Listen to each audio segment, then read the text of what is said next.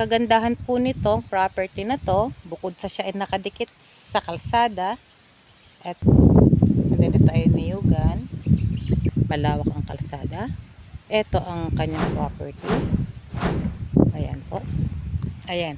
Ang kagandahan po nitong property na to, bukod sa siya ay nakadikit sa kalsada, ito po, marami po siyang mga kahoy na tanim. Ano po? Ayan po, may mga tanim-tanim po siya na mga kahoy.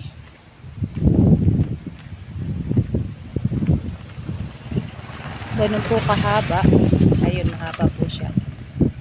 Yun, sa nakamotor po yun. Sama ko po siya. Pupuntahan po niya yung dulo ng frontage na property. Ayun. So, bali 2 poste po ang pagitan. Isa, nando po sa malayo na yun. Tapos ay, ang kabilang dulo po, ay nando naman po sa isa kong kasamang nando sa kabilang dulo po ng property. Ayun po siya.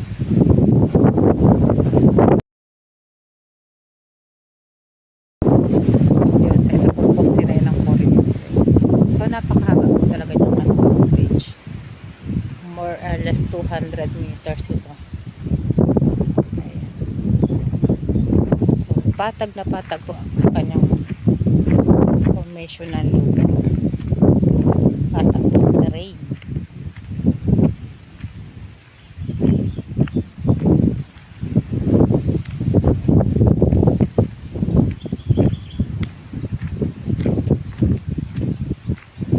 Tapos po, ang kagandahan pa po nito, mga 2 kilometers po ay may mga resort po doon sa dulo nun. Sa dulo ng kalsadang yun, may mga resort po doon. Beach, napakaganda po ng beach doon. Puting buhangin, malinaw ang tubig. So pwede kayong mag-relax kung sakalit kayo ay naiinip.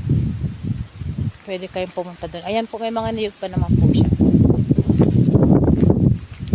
Kasi ito po ay palayan po ito, hindi na lang po siguro na abyan ng seller. Ayan po, palayan po yan. And then ito ay niyugan.